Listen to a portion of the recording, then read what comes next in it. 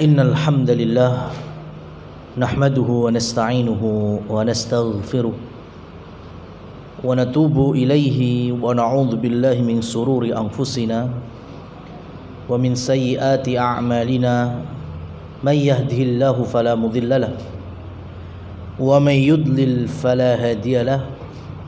Asyhadu an la ilaha illallah wa asyhadu anna Muhammadan abduhu wa rasuluh.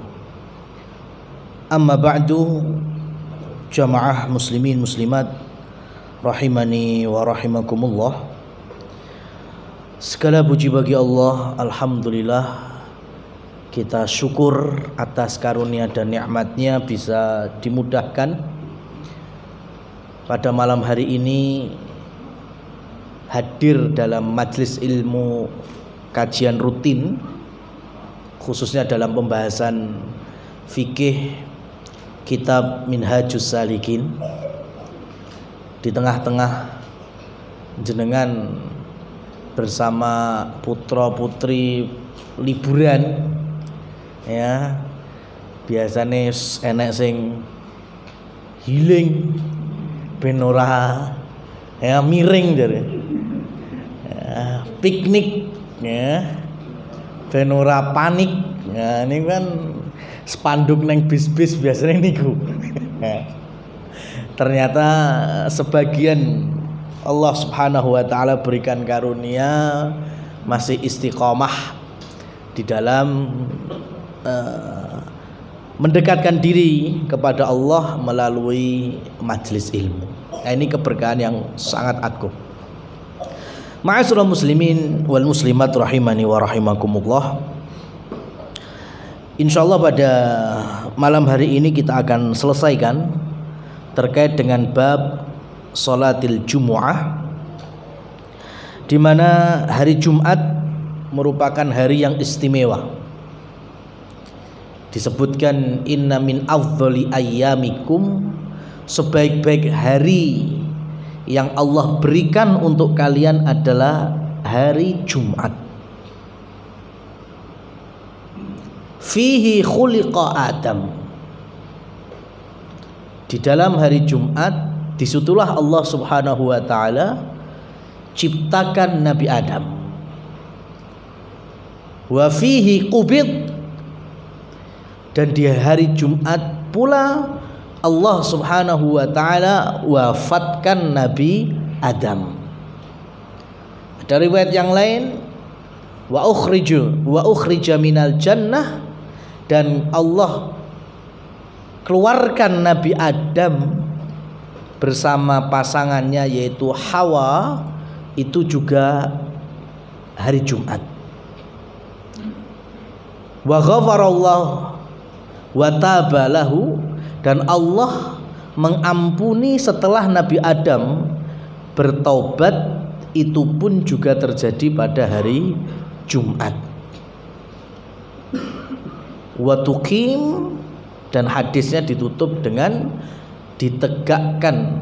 Dalam riwayat yang lain wa nufkha, ditiupkannya sangkakala malaikat untuk berlangsungnya ditegakkannya hari kiamat. Nah, jadi catatan besarnya tadi, sesungguhnya hari Jumat adalah hari yang istimewa. Maka kaum muslimin harus punya keyakinan seperti ini. Enggak bisa disamakan dengan hari-hari yang lain. Maka ada amalan-amalan yang diperintahkan dan dianjurkan, baik itu muslimin yaitu para kaum prianya maupun muslimat bagi perempuannya. Nah, memang sebagian kalau kita bicara fikih, nah kita akan sampaikan apa adanya di tengah-tengah para ahli ilm. Karena fadilah Jumat itu banyak, di antaranya bersolawat, memperbanyak doa, ya, macam-macam. membaca surat, ya, disebutkan ada surat Al-Kahfi dalam beberapa penjelasan para ulama. Nah, maka yang dimaksud hari Jumat itu kapan? Ya. Karena ada yang menyebut secara global. Sing dimaksud Jumu'ah yaitu mulai terbenamnya matahari Kamis. Ya, karena pergantian hari dalam agama kita itu dengan terbenamnya srengenge dan malam datang atau bulan. Di situ berarti sing disebut Jumu'ah ya mulai terbenamnya matahari di hari Kamis sampai terbenamnya matahari di hari Jumat. Lha kaya awake dhewe ngenten iki mlebu Jumat. Ya, ini bicara secara umumnya. Tetapi nanti ada sebagian para ahli ilmu yang menyebut enggak bisa. Banyak hadis-hadis tentang Jumat, keutamaannya itu diawali dengan Al-Jum'atu isnata asrota sa'ah. Jumat itu ada 12 jam. Lek ngitungi kaya mau berarti kuduke 24 jam. Padahal riwayatnya Jumat itu ada 12 jam. Maka yang berpendapat Jumat itu 12 jam artinya menghitungnya mulai terbitnya matahari hari Jumat atau mepet-mepetnya ba'da subuh Jumat. Itu mulai terhitung sampai terbenamnya matahari di hari Jumat. Ya, ini pendapat yang kedua. Ya, jadi kalau malamnya koyong ini iki belum masuk. Karena beberapa riwayat hadis menyebut Jumat itu 12 jam. Maka muncul sebagian ahli ilmu berikutnya. Dan ini bagus sekali. Ya. Kami pun mengarahkan kaum muslimin ada di belakang pendapat-pendapat para ulama yang ketiga ini, bahwa yang dimaksud dengan hari Jumat ya sebagaimana ma'rufnya orang Arab menilai pergantian dino iki piye. Berarti kan seperti yang pertama, mulai dari terbenamnya matahari Kamis sampai terbenamnya matahari Jumat. Itu namanya hari. Lah terus bagaimana dengan riwayat-riwayat hadis yang di sana disebutkan al-jum'atu isnata asrota sana. Jumuah kuwi 12 jam. Itu hadis memberikan arahan tentang fadilah, beberapa keutamaan yang bisa kita lakukan, ya, doa, bersolawat, macam-macam dari ibadah. Nah itu di 12 jam itu lebih utama dibandingkan di luar 12 jam tersebut. Apa meneh masih lebih ada lagi yang afdol, karena ada hadis khususnya terkait dengan waktu mustajabah di hari Jumat. Kapan itu? Ba'dal asri sampai menjelang ghurubis syamsi. Ya, mulai berasar sampai maghrib. Nah, itu lebih afdal lagi khusus untuk berdoa. Memperbanyak sholawat atau memfokuskan diri dalam hal ibadah. Ya. Makanya praktek emang lingkungan tuh pengaruh jamaah yang dirahmati Allah Subhanahu wa taala. Pengalaman tuh kalau kita di dua tanah suci, baik itu Mekah atau Madinah, ya, itu kalau habis asar itu di beberapa, yang paling kerasa itu di Madinah, di Masjid Nabawi. Itu di beberapa tiang itu ada guru-guru Quran atau guru-guru yang lain. Itu setelah selesai sholat asar itu ya bengak-bengok lah cara dhewe iki. Sami'. Cara dhewe setoran. Ya. Tergantung itu halaqah apa. Didapati ada halaqah Quran, berarti setoran Quran, Pak. Anak-anak kecil sampai usia-usia SMP, SMA itu. Ada yang setoran Kitabut Tauhid, itu ada. Ya, matan Kitabut Tauhid, ada setoran Bulughul Maram, ada setoran Riyadhus Shalihin. Ya, yang gede-gede senior itu malah ada yang setoran Sahih Bukhari, Sahih Muslim.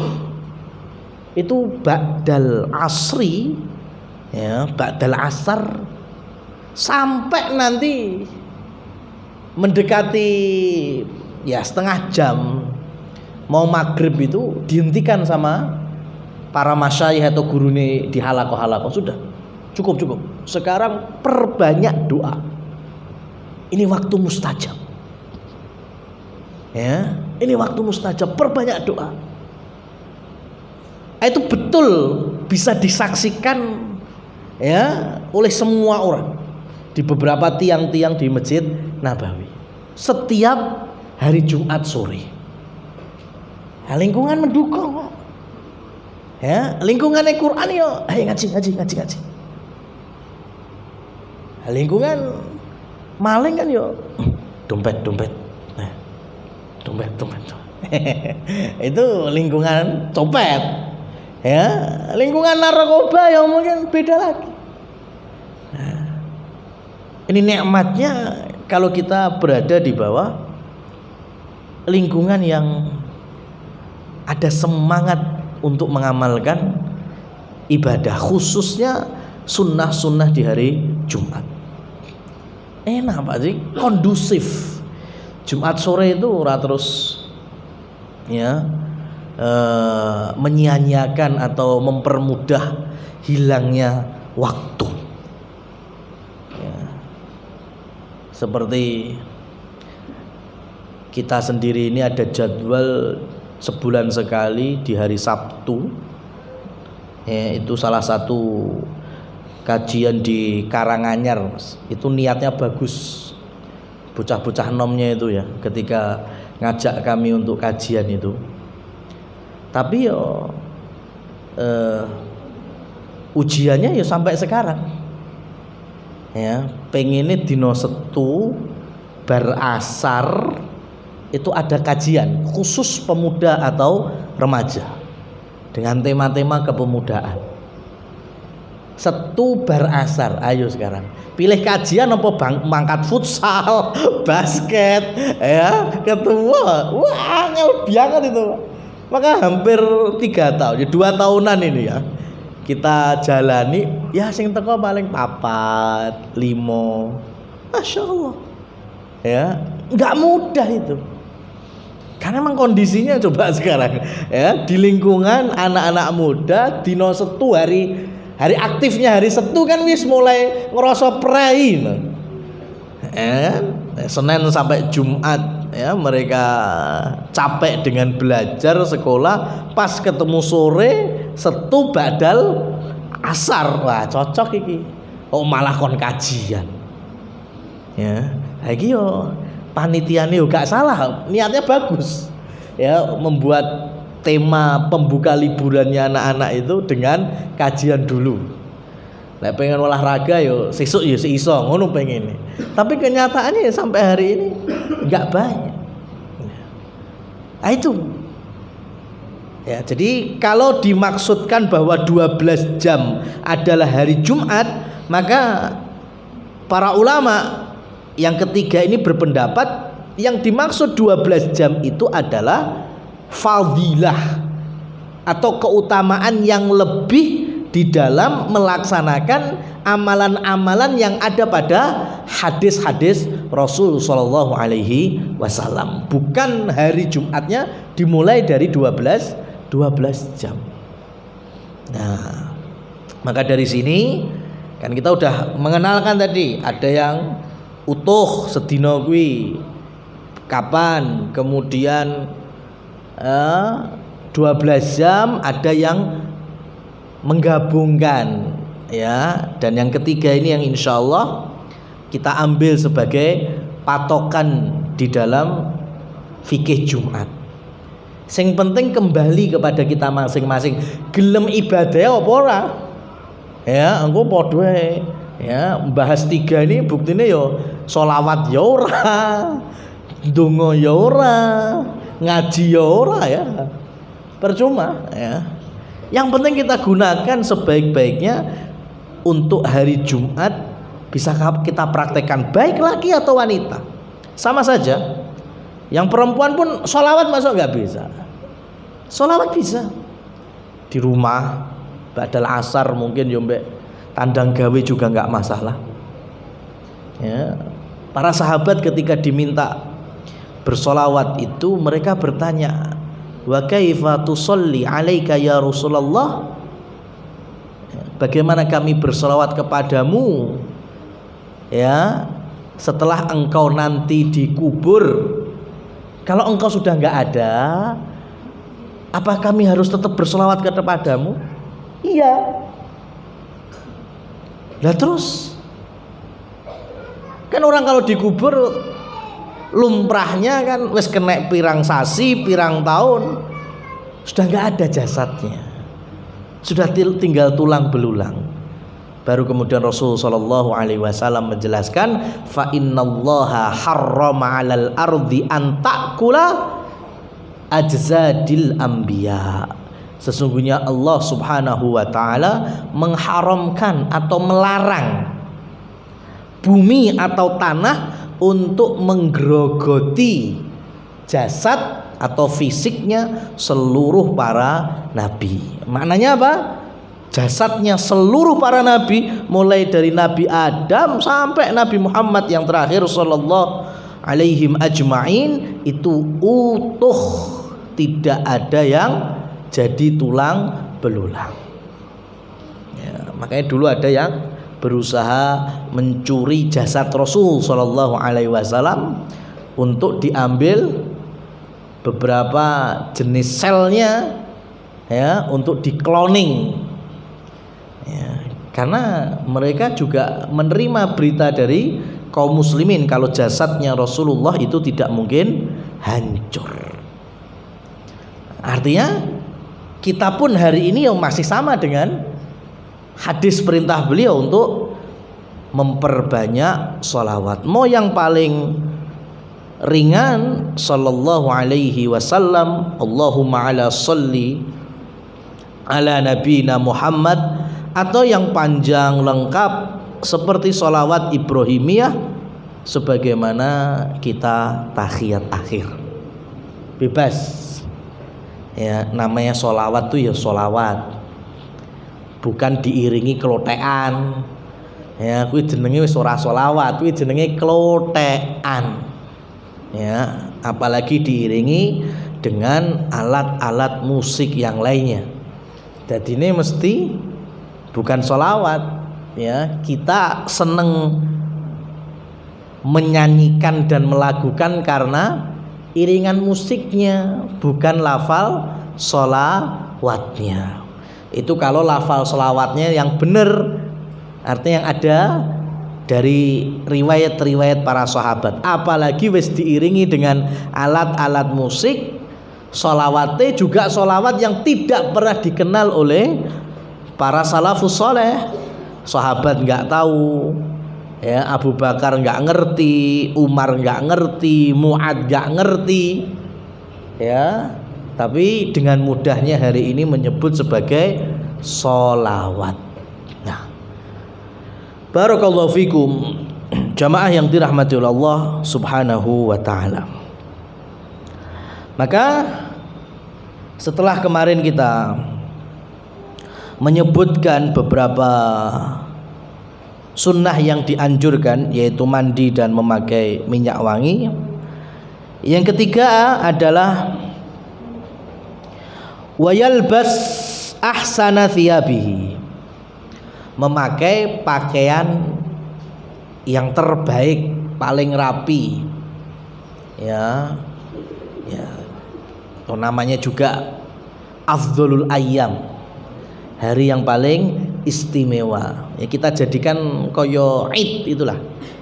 Ya, jangan asal-asalan kita berangkat Jumatan dalam kondisi yang belum siap. Ya, artinya yang mohon maaf, mungkin kerjaannya ya yang sampai kelambine rodok reget ya aja budal reget-regetan. Ya, setidaknya sudah siap dari rumah baju yang khusus untuk sholat Jumat, karena kita awali dengan mandi terlebih dahulu, memakai minyak wangi, atau ya antum lebih tahulah yang namanya rapi kuwi piye, apik kuwi piye. Nah, dilanjutkan di sini kata Imam As-Sa'di rahimahullah, wa yabkur ilaiha, bersegera untuk menuju Jumatan. Ya ini bersegera ini kalau di Indonesia mah nggak bisa mutlak, makanya kita dimudahkan dengan fatwa-fatwa para ulama. Ya, kalau kita bahas di sini memang tidak disebutkan ya pembahasan mengenai siapa yang mendapati Jumat, itu ada pembahasannya. Ya, man adrokathu al-jumu'ah, siapa yang mendapatkan Jumatan. Berangkat dari hadis Umar bin Khattab, anaknya Abdullah bin Umar, dalam riwayat Al-Baihaqi, Abdul Razzaq, dan beberapa imam-imam muhaddis yang lainnya. Ya, seperti Umar bin Khattab radhiyallahu anhu bisa kita jadikan acuan. Maka siapa saja yang mendapati rukuknya imam rokaat yang kedua, ya, rokaat pertama ya entuk mesti kan, ya, 2 rokaat bareng imam jatuhnya. Ini enggak, barang siapa yang mendapati man adroka, siapa yang mendapati rukuk imam di rokaat yang kedua sholat Jumat, maka setelah imam salam dia tinggal genepi 1 lagi. Kenapa? Karena rukuknya imam di rokaat kedua, dan umpama awake dhewe telat dan bisa ikut rukuk bersamanya, maka kita mendapatkan 1 rokaat. Man adrokathu ar-ruku' ma'al imam fa'alaihi rok'ah, siapa yang mendapati rukuk bersama imam, kata Rasul sallallahu alaihi wasallam, maka dia mendapatkan 1 rokaat. Lah iki pas rokaat kedua imam rukuk dan kita masih bisa takbiratul ihram, Allahu akbar, kemudian Allahu akbar rukuk. Urung bubar subhana rabbiyah ngono, imame wis i'tidal. Ini sudah dapat 1 rakaat. Tinggal lanjut. I'tidal bareng imam, sujud bareng imam, duduk di antara 2 sujud, sujud lagi, terus tahiyat. Imamnya kan tahiyat akhir. Ketika imam salam, maka kita pun bangkit lagi untuk nggenepi. Kurang berapa? Kurang 1. Karena sholat Jumat itu 2 rakaat. Sudah dapat 1 bersama imam pas rukuk bersamanya. Berarti kurang 1 sak rakaat, kita genepi dadi masbuk. Paham sampai sini? Adapun jika kita mendapati imam itu i'tidal, sujud atau tahiyat akhir rakaat kedua, maka kita pun ikut bersama imam, dan ketika imam salam kita pun naik lagi bangkit untuk melaksanakan 4 rakaat sholat. Loh, ora kur loro ora. Ya, ini disebutkan fala jum'atalah, dia tidak mendapatkan jumatan. Kok iso? Lah khutbah orang enek. Ya. Rakaat kedua yang merucut dong ketemu iktidal. Ya, berarti nggak ketemu rukuk bersama imam. Yo lek ketemu iktidal, lek ketemu pas tahiyat akhir, wis karek salam. Ya. Maka orang yang seperti ini ketika imam salam, dia harus bangkit, tapi nggak cuma sholat 2 rakaat, melainkan 4 rakaat. Wah, ngerti yang ngono ya rasa melu imam. Podo papat wae malah dadak enek iktidal bareng, sujud bareng. Wis ngenteni ning jaba masjid wae. Gimana terus? Enggak boleh. Ya, enggak boleh.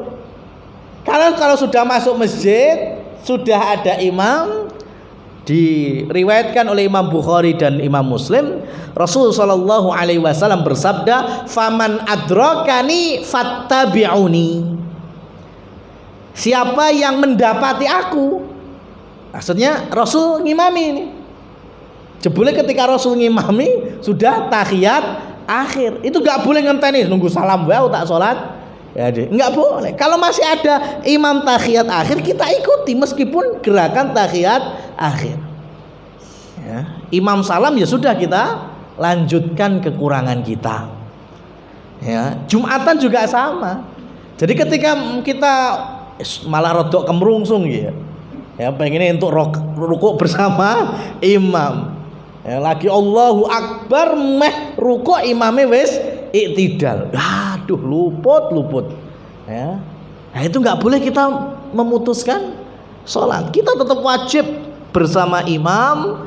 Ya, iktidal yuk kena iktidal, sujud, duduk di antara 2 sujud meleh sampai tahiyat akhir, imam salam kita berdiri lagi. Cuma kita sholatnya sholat 4 rakaat, sholat duhur, karena kita tidak bisa mendapatkan sholat Jumat bersama imam dan kaum muslimin yang lainnya. Ya, maka dari sini tadi disebutkan oleh Imam As-Sa'di rahimahullah, wa yabkur, ya, kalau bisa cepat berangkatnya supaya kita ini dapat bagian dari Jumatan. Ma'asyiral muslimin wal muslimat rahimani wa rahimakumullah.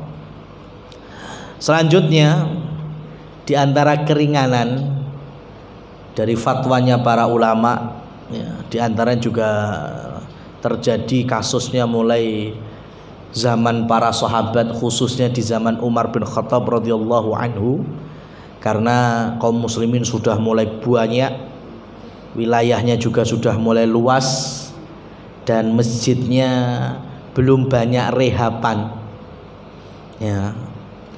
Di antara kemudahan adalah ketika kita ini mendapatkan Jumat dalam kondisi jamaah yang sesek, padat. Ya, insya Allah di beberapa titik wilayah dari kaum muslimin itu kedapati, Mas. Khususnya di wilayah-wilayah industri. Ya, kalau pengalaman kami itu di wilayah Solo Baru yang sering pengalaman, ya, itu karena hari Jumat masih hari aktif, banyak perkantoran, banyak toko-toko, ruko-ruko, bahkan mall juga ada, tapi masjid sekitarnya nggak banyak.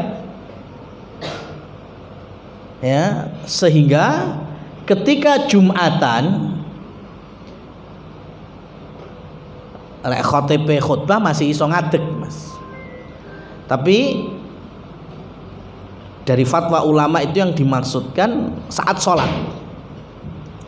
Jadi ketika sholat ditegakkan, itu sempit, ya, sempit.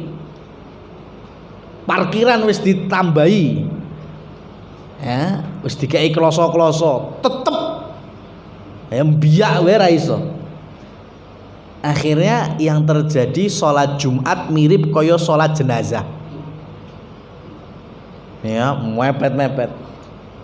Nah itu terjadi di zaman Umar dan Utsman bin Affan radhiyallahu anhuma, itu terjadi. Maka apa yang mereka lakukan? Ya, seperti dalam riwayat Abu Sufyan, tapi bukan Muawiyah, tapi bukan bin Abi Sufyan. Ya, Muawiyah bin Al-Barkah, sahabat juga ini radhiyallahu anhu, ketika mendapati di zaman itu, ya, jadi kaum muslimin yang bagian belakang yang wis gak entuk panggonan itu, mereka rukuk dan sujud di atas punggung kaum muslimin di depannya. Ya, kalau bahasa riwayatnya itu yarka wa yasjud ala dhahri akhihi, rukuk dan sujud di atas punggung dulure. Maksudnya piye? Ora terus nunggangi gegere koncone, ora. Maksudnya posisinya seperti berdiri, tapi karena nggak bisa rukuk dengan baik, ya, yo kur entuk sebagian dari gerakan rukuk. Ketika sujud yo ora iso sujud. Ya mungkin wajahnya pas gegere ngarepe sing iso sujud gitu. Boleh kalau memang seperti ini terjadi. Aman Pak, insya Allah, karena sholat gak ono sing ngentut. Lek di luar sholat ya bumbuan, ya kan? Kalau sholat insya Allah aman, gak ono sing ngentut. Ya, lek ngentut ya iso di, ya swodok kemburi wong akeh kuwi. Kene wis ra entuk panggon malah mbok racuni ngono. Ya. Enggak apa-apa. Ini keterangan dari salafus saleh. Bahkan di beberapa zaman setelahnya itu masjid sudah mulai luas, bahkan ada lantai atasnya, ya. Dan terjadi lagi sesak padatnya kaum muslimin ketika hari Jumat, karena biasa dulu kaum muslimin itu ngumpul di masjid jami', sehingga sebagian manusia itu sholat ala sulam, berdiri di atas tangga, ya. Iyalah sing ngeneki Al-Fatihah surat. Lah pas rukuk sujud lah yang dhuwur telundakan piye lek rukuk piye lek sujud, Mas. Ya. Akhirnya mau enggak mau pakai isyarat. Ketika waktunya rukuk ya Allahu Akbar, rukuk. Dia tundukkan sebagian tubuhnya dan kepalanya. Kemudian ketika sujud ya dia sujudlah, menundukkan yang lebih dalam lagi, ya, tubuh dan kepalanya. Seperti ini tidak apa-apa kalau kondisinya sebagaimana yang kami jelaskan. Nah, kemudian, masya Allah ya, ini tadi yang kami sampaikan bahwa innad dina yusrun, ya, sesungguhnya agama itu mudah dalam konsekuensi ketika kita memang ada udzur-udzur tertentu. Fattaqullaha mastata'tum, bertakwalah kalian semampunya. Kalau udah ada usaha mentok ya sudah, bukan bermudah-mudahan. Beda lah ngono ya wis sau tak, ya teko keri wae, ya engko yo neng parkiran ra entuk yo ngadeg wae oleh jebule. Jangan seperti itu, ya. Artinya kita ada usaha, tapi kalau sudah mentok, ya Allah Maha mengetahui apa yang kita niatkan. Maka muncullah fatwa-fatwa ulama berikutnya, ya, termasuk ulama kontemporer, ya, Lajnah Daimah Hay'ah Kibari Ulama, dibolehkannya kaum muslimin untuk sholat di tempat-tempat samping kanan kiri masjid, berupa rumah, kantor, atau apapun meskipun bangunannya sudah terpisah dengan masjid. Ya. Ini dibolehkan kalau situasinya seperti ini, padet wis gak ono panggonan. Ya. Jebule kidul masjid enek ruko. Ya, masih ada tempat untuk 2 shaf salat. Boleh difungsikan? Boleh. Lor masjid juga ada omai wong. Pelatarannya lumayan, 2 shaf 3 shaf ya iso. Boleh digunakan untuk Jumatan? Boleh. Dengan konsekuensi memang masjidnya sudah nggak ada tempat sama sekali. Parkiran ya wis ra ono. Ya, sudah mentok jalan. Maka menfungsikan bangunan samping-sampingnya itu diperkenankan alias dibolehkan. Enak toh Mas?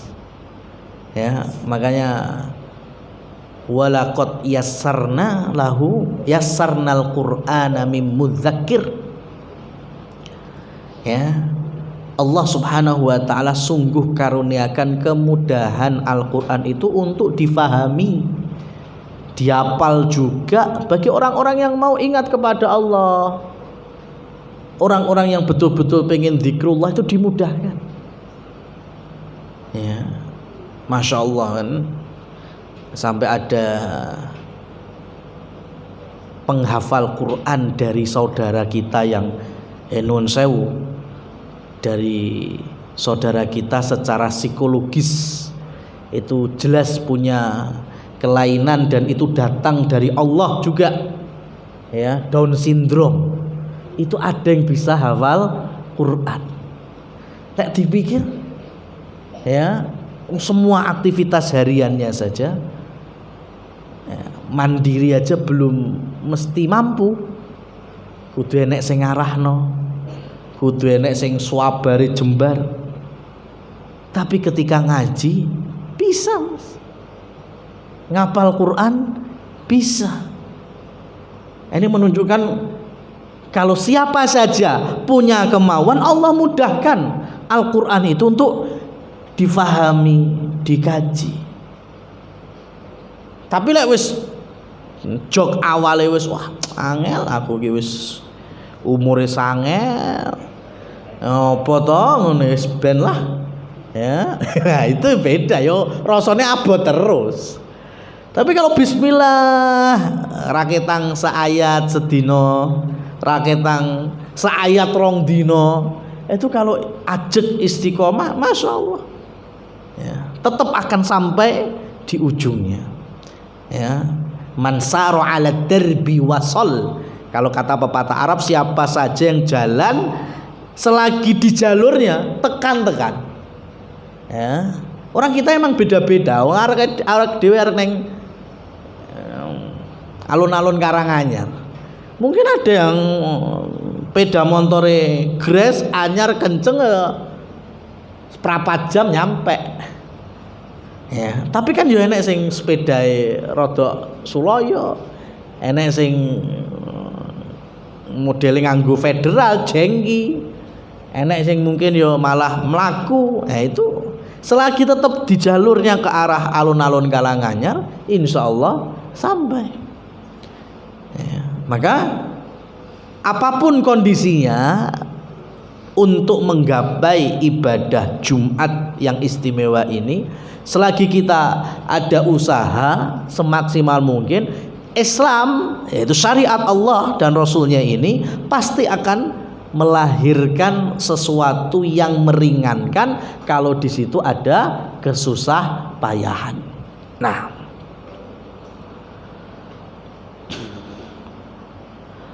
wa fi sahihaini, di dalam Bukhari dan Muslim, idza qulta li sahibik ansit yaumal jumu'ah wal imamu yakhthub faqad laghauta.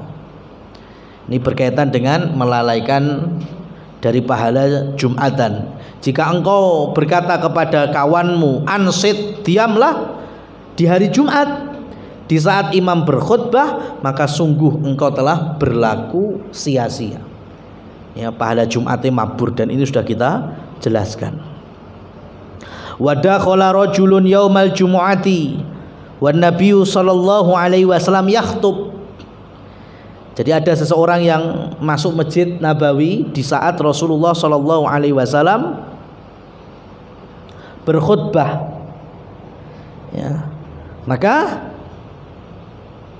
Rasul ketika melihat orang ini duduk, beliau bersabda, "Shalaita, kamu sudah sholat?" 2 rakaat maksudnya. Qala lah. Tidak ya Rasul, saya belum sholat. Qala kum fasalli rak'ataini. Berdiri lagi. Nah ini nggak masalah ini, karena yang ngajak ngomong khotibnya, yang ditanya jamaahnya yang baru masuk masjid. Bangun, sholat dulu 2 rakaat. Ya, meskipun yang dimaksud sholat di sini adalah 2 rakaat yang ringan-ringan saja. Maka sahabat ini pun akhirnya sholat 2 rakaat, baru kemudian fokus ke khutbahnya Rasulullah SAW. Dan sholat Jumat pun berakhir, ya, berakhir dengan ibadah sunnah berikutnya, yaitu sholat 2 rakaat atau 4 rakaat. Yang terbaik dilakukan di rumah. Ya, man shallal jumu'ata, barang siapa sudah sholat Jumat, fasolli rak'ataini au arba'an, maka sholatlah 2 rakaat atau 4 rakaat. Dan Abdullah ibnu Umar menjelaskan, dulu kami menyaksikan Rasul Shallallahu Alaihi Wasallam sholat sesudah Jumat itu pasti di rumah. Berarti ini yang terbaik. Jenengan sholat habis Jumatan 2 rakaat atau 4 rakaat itu di rumah. Loh Pak Ustadz, aku balik jam 5 sore kok. Ya, isih kerja iki. Yo silakan. Di ruangan kantornya ya oleh kok. Ya, dikerjakan di tempat kerjanya ya boleh kok. Wah, masalah lagi Pak Ustadz. Nah, kula niku lek wariyahe balik ngantor, ya mesti ketemu pecel lele. Ya. Gimana mau sholat sunnah? Oh mesti maksi dulu, ya kan? Makan siang ya wis lek ngono ya sholat nang masjid. Lah gini, ya menimbangnya seperti itu. Kalau kita yakin habis Jumatan orang arah neng tindi, balik ke rumah, warung jaga warung atau kantor, nah itu ndak apa-apa sholat di tempat kerjanya. Tapi kalau ternyata dijeda mbek, ya mampir kono mampir kene, ya wis sholat neng masjid ya ndak apa-apa. Nah, kalau mau melaksanakan sholat 4 rakaat maka masuk ke dalil umum, ya sholatul laili wan nahari rakaataini. Sholat malam ataupun sholat ya yang dikerjakan di waktu siang, duha maksudnya, itu dikerjakan 2 rakaat. Jadi kalau 4 rakaat ya 2 rakaat salam, 2 rakaat berikutnya salam lagi. Wallahu a'lam bishawab. Itu yang berkaitan dengan fikih Jumat, dan insyaallah di pertemuan selanjutnya kita masuk bab yang berikutnya, yaitu sholat 2 hari raya. Fasubhanakallahumma wabihamdika asyhadu an la ilaha illa anta astaghfiruka wa atubu ilaik. Wassalamualaikum warahmatullahi wabarakatuh.